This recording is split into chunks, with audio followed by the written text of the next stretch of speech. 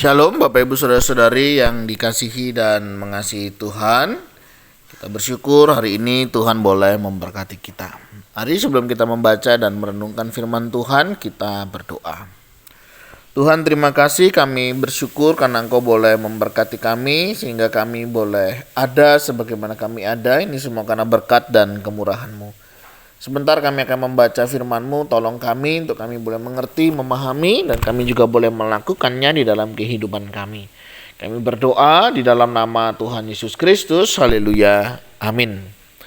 Ayat firman Tuhan hari ini terambil dari kitab Keluaran pasal yang ke-21, ayat yang ke-12 hingga ayatnya yang ke-36.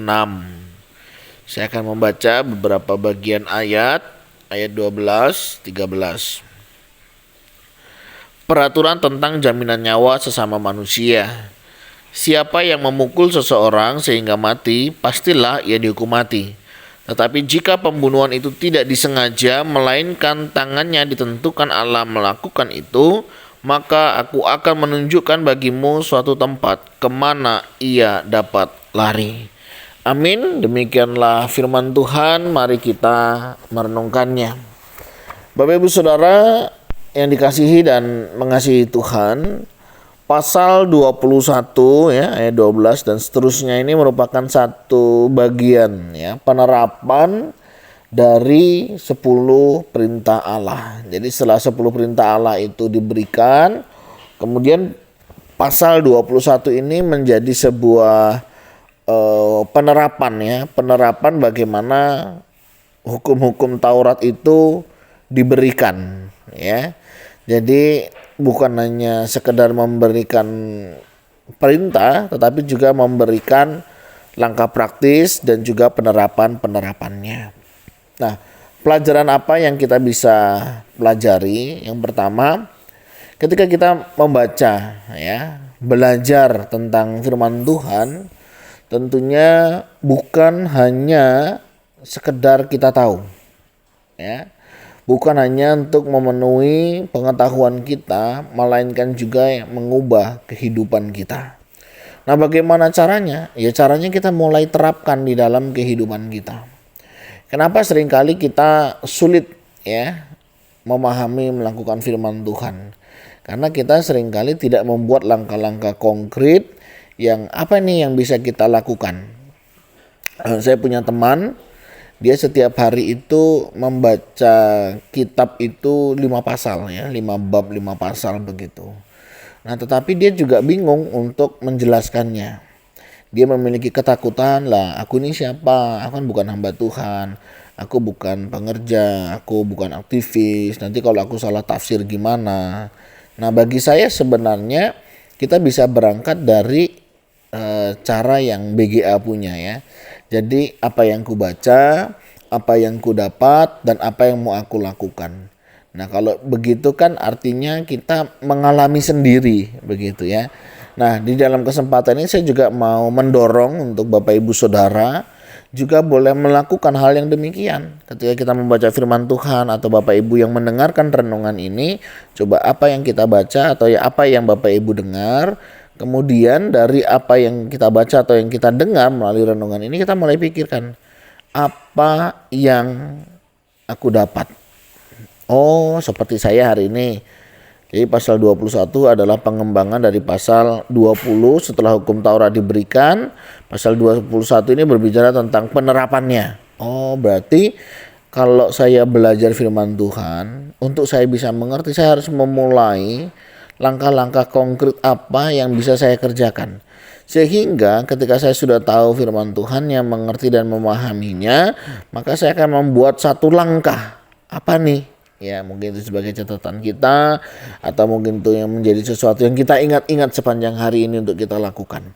Nah, sehingga ketika kita tahu apa yang kita sudah baca atau dengar, kita juga mendapat ya dari apa yang kita baca, kita dengar, kemudian pikirkan apa yang mau aku lakukan. Nah, saya yakin dan percaya kalau kita mencoba ya cara ini, kita pasti akan jauh lebih mudah memahami firman Tuhan. Jadi menurut saya ya, yang saya dapat, nah itu akan menguatkan Bapak Ibu Saudara ya. Jadi kita tidak sedang merendahkan atau meninggikan juga, tetapi kita sedang belajar pada posisi kita. Jadi waktu saya baca, saya dengar, saya mendapatkan ini nih. Ya nggak apa-apa, nggak ada masalah. Namanya itu kan bersifat pribadi begitu ya.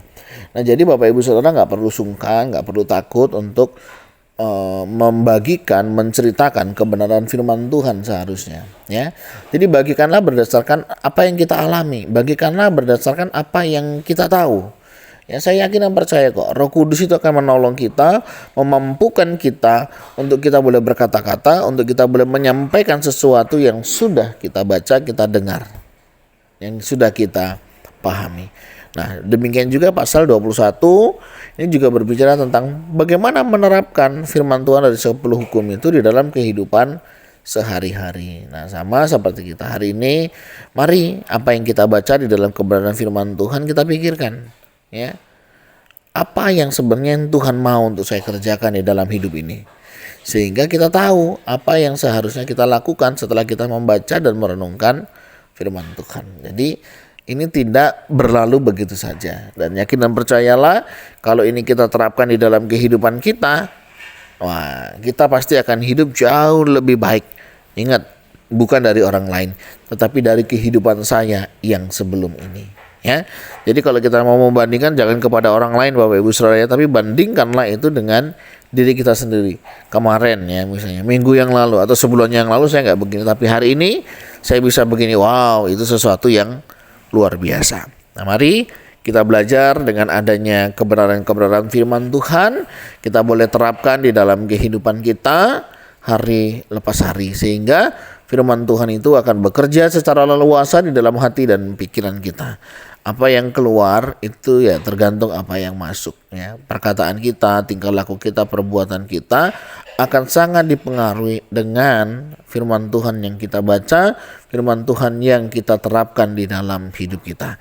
Nah, kiranya setiap kita boleh senantiasa setia membaca, merenungkan firman Tuhan, dan juga boleh menerapkannya secara langsung dalam kehidupan kita pribadi lepas pribadi dengan apa yang ku baca atau ku dengar. Kemudian apa yang aku dapat dari apa yang ku baca atau yang ku dengar, dan lakukanlah dari apa yang kita sudah memahaminya. Dan saya percaya Allah Roh Kudus akan menolong dan memampukan kita untuk kita boleh mengerti dan memahami firman-Nya. Tuhan, terima kasih. Kami bersyukur karena Engkau boleh memberkati kami sehingga kami boleh ada sebagaimana kami ada. Ini semua karena berkat dan kemurahan-Mu. Terima kasih ya Tuhan untuk kasih setiamu, terima kasih untuk kemurahan-Mu, dan kami mau serahkan untuk kehidupan kami selanjutnya, ajar kami bisa mengerti, memahami setiap kebenaran firman-Mu, dan kami menjadi orang-orang yang berbahagia, karena kami boleh hidup dalam kemurahan-Mu. Berkati juga untuk saudara-saudara kami yang mengalami kelemahan tubuh, Tuhan jamah pulihkan mereka, dan biar mereka tetap sehat-sehat, dan Tuhan pulihkan kehidupan kami semua. Berkati ya Tuhan untuk setiap kami diberikan haus dan lapar akan membaca firman-Mu, merenungkan dan juga melakukannya di dalam kehidupan ini, sehingga kebenaran yang benar itu dalam kehidupan kami boleh mengubah dan menolong kami karena kami hidup di dalam kebenaran itu. Tuhan, terima kasih, kami berdoa untuk kehidupan kami sepanjang hari ini. Tuhan, tolong kami untuk kami juga boleh melakukan seturut dengan firman-Mu. Biarlah firman-Mu ini boleh menjadi dasar perjalanan kehidupan kami sepanjang hari ini. Biarlah firman-Mu itu juga yang menolong dan menerangi langkah kaki kami. Kami berdoa ya Tuhan di dalam nama Tuhan Yesus Kristus. Haleluya. Amin. Bapak Ibu Saudara, demikian renungan kita hari ini kiranya Tuhan Yesus memberkati kita sekalian. Shalom.